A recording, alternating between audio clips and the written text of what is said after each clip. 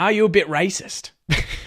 Well, that came out of nowhere. How do you pronounce north and south? Which non-Aussies do the best Australian accent?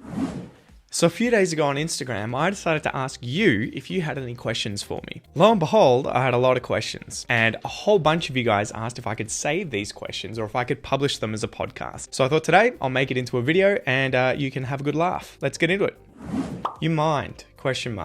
How can we answer when we are okay with that? Yes or no? So I think you're talking about when people ask you questions like, do you mind moving over? Or you mind going outside? Or you mind getting me a coffee? When people ask you this, you can just say yes. Usually I'd reply, yeah, no worries. But when you say, do you mind? The usual answer should be negative, right? Because you don't mind. So no, I don't mind moving over, getting you coffee, whatever it is. But you will hear people say, yeah, no worries, like it's not a problem, okay? So you can say yes or no, really. And the tone of your voice is going to show what you mean. You mind moving over? No, no worries. No, not at all. So you could say, yeah, not at all. No, not at all. Yeah, no worries. No, no worries. It's up to you, really. But the tone is going to be the important thing. If you say, yeah, I do mind, it's obvious that you're not going to do what the person's asking. How do you pronounce north and south? This is a really good question. So this is obviously a difficult one with north because the R confuses people. So it can seem like you're meant to say that R, but Australian English is non-rhotic. You don't say the R unless there's a vowel after it. So we'll use the long vowel sound or north. North. No R, straight into the TH. North. With south, it's the diphthong. Ow. Ow. South. South. North. South. What's the difference between sheet and shit? Okay, so I just did a video on this. You guys can go and check it out by clicking up here. Do it after you watch the rest of this video. But sheet is the E vowel sound. Effectively, the tongue is right near the top of the mouth, a tiny amount of space. E, it's a long vowel. And then I for the word shit, or say sheep and ship. The tongue is slightly lower and it's a short vowel sound. I. I. So E, I. E, I. Sheep, ship.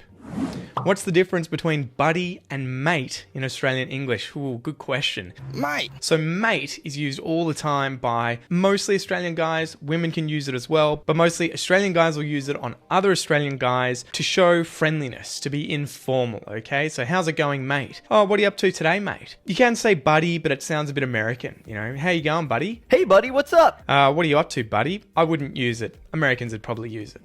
Which non-Aussies do the best Australian accent? I've heard some say Dev Patel's is spot on. So Dev Patel was this actor who was in the movie Lion, where he was, I think the story is that he's adopted and he's grown up in Australia and Tasmania. Go check the movie out. He does nail it. He absolutely crushes the Australian accent. Do you have any idea what it's like knowing my real brother and mother spent every day of their lives looking for me? The thing with Dev Patel is I think he speaks with received pronunciation from Britain as it is. It's so universally relatable because you're talking about mothers and sons, you're talking about brothers, and you're talking about identity. So it's a pretty easy transition from received pronunciation to Australian pronunciation, okay? They're both non-rhotic. If you want to see a really good example of someone who can do an Australian accent flawlessly, and he's American, check out Brian Alvarez. In fact, I'll show you some footage of him now where he was pretending to be from Melbourne in Australia. Hey guys, I've been getting some comments about how my Aussie accent's really good. Here's the thing, I'm from Australia, but I'm always faking an American accent. I'm from Melbourne. So yeah, he absolutely crushed it. I'm from Iran. How can I improve my listening skills? With improving your listening skills, you're going to hate me, but there's no secret to it. Listen more, okay? The trick here, though, is to making sure that the content that you're listening to is comprehensible, okay? That you understand the majority of it. You need to be doing this with material where you can read and listen at the same time so that you can learn all the new words, you can see the new words and expressions that come up that you don't currently know. And you need to also be listening to loads of different accents, you know, both men, women, young people, old people, foreigners, native speakers from all over the world, okay? That's how you get really good listening comprehension, and you'll be able to understand any accent, any gender, any age.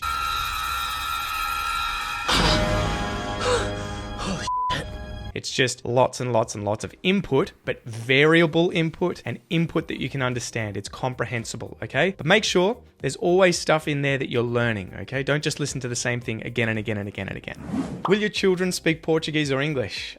Yes, they're going to speak both. In fact, Noah already speaks both, or at least, to the level of a 2-year-old. He mixes and matches both languages at the moment, but he's speaking both Portuguese and English on a daily basis. English is starting to take over because we speak Portuguese at home, but with everyone else, any other time that we're outside of the house, he speaks English, and so English is starting to take control, but he's definitely learning both. So yeah, both languages.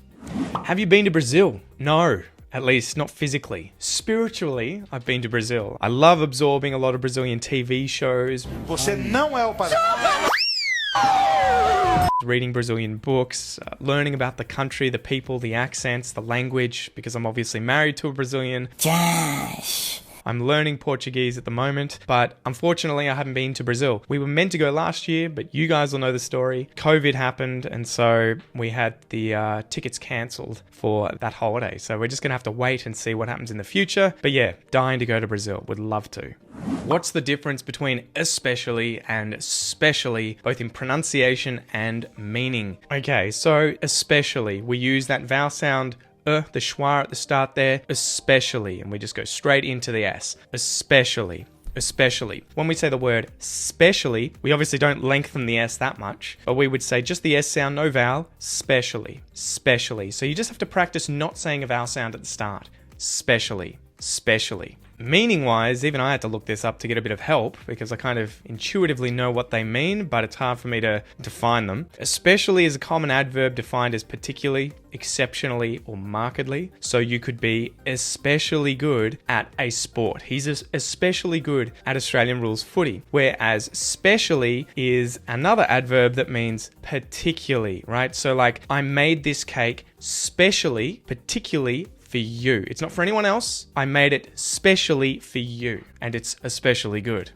How do I say in Australia, I don't want to interfere, but. Well, obviously that sentence works. You could say, I don't want to interfere, but. You could also say things like, it's none of my business, but, or don't mind me, but, or maybe it's none of my beeswax, but. That's a good one for it's none of my business. Or I don't mean to pry, but. I don't mean to be a sticky beak, but. Okay, so there's a few for you. How do I pronounce you're welcome like an Aussie, okay? In an Aussie way. I need to say it all the time and I struggle. You're welcome. So there's two things going on here. Instead of saying your, I would shorten this, give it the schwa sound, y, okay? Y. You're welcome. The other thing here that's interesting is that the L in the word welcome becomes the dark L. Welcome.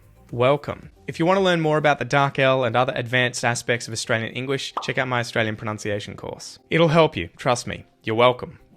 Which is the best city to live? Melbourne. 100% Melbourne. Melbourne? Did I say Melbourne? Melbourne. I think it's Melbourne. Which is the best city to live in Australia? Not expensive and safe. Any of the big cities are going to be fine. You got Melbourne, Adelaide, Perth, Brisbane, Sydney. They're all pretty good. Melbourne and Sydney are pretty expensive. So nowadays, going to places like Adelaide, Brisbane, and Perth, it's probably easier for you to get visas to go there. It's cheaper. It's more affordable. They're all pretty safe. So yeah, all the big cities. But Melbourne. Did I say Melbourne? Hey mate, can I call someone older than me mate? Is it disrespectful? Mate. So yeah, 100% you can call someone older than you mate. Again, if you're a male and you're asking me this, I probably wouldn't use it on women. You can. Now Daniel, you managed to put some pants on in the meantime. Yeah, mate. But I'd probably avoid it, especially to begin with. Just gauge whether it's okay or not by how informal the situation is. If the woman says mate to you, you can probably use it. Yeah. What's going on, mate? But yeah, typically I would use this on older men all the time. Again, to just show that I'm being friendly. I'm setting the tone for an informal conversation. It's just something you got to do for the community, mate. You look after your mates and your mates will always look after you. A plumber comes over to my house. He's older than me. Oh, g'day, mate. Come on in. How's it going, mate? How are you, mate? What's going on, mate? Don't be afraid to use it. And don't be afraid not to use it. What do you know about Brazil? How long have you got?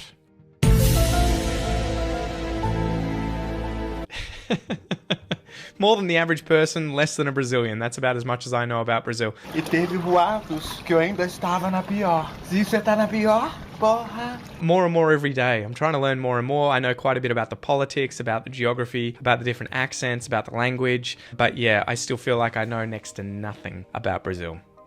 Are you a bit racist? Well, that came out of nowhere.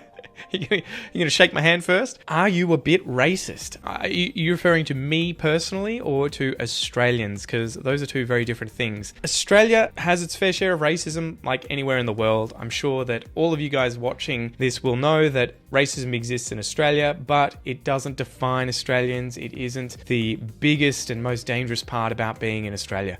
The spiders and the snakes are way worse. He is vicious. But yes, racism exists. Am I racist? I don't like to think of myself as racist, but if I'm being 100% honest, don't click off yet, just let me finish. I definitely suffer from in-group bias, right? All of us do. Human beings suffer from in-group bias, in-group preference. The important thing though is being aware of the fact that this is an innate habit that humans have and pushing it down and ignoring it, okay? So yeah, I think ultimately, unfortunately, everyone's a bit racist. As a scientist, I know that research has been done showing this, that every single group from all around the world, whatever it is, always has a preference for other individuals within that group. The interesting thing is now, when you come to a country like Australia that is very multicultural, seeing people in different races doesn't really tell you whether or not they're in your group or not, right? Whether they're Australian or not, or whether they like the same sports, or whether they're the same religion. So, fortunately, race is kind of redundant today. Australians aren't racist, but the English hated the Chinese during the Gold Rush. Then the English and the Chinese hated the post-war Greeks and Italians. Then the Greeks, Italians, Chinese and English hated the Lebanese. Then the Lebanese, Greeks, Italians, Chinese and English hated the Vietnamese. Then the Vietnamese, Lebanese, Greeks, Italians, Chinese and English hated the Indians. Then the Indians, Vietnamese, Lebanese, Greeks, Italians, Chinese and English hated the Sudanese. Now Australia is a continent filled with every nation on earth who all hate each other equally. So, I mean, I got a bit deep there, but that's my 2 cents. So that's it for today's video, guys. Don't forget to check out this video if you are trying to level up your Australian English. See you next time.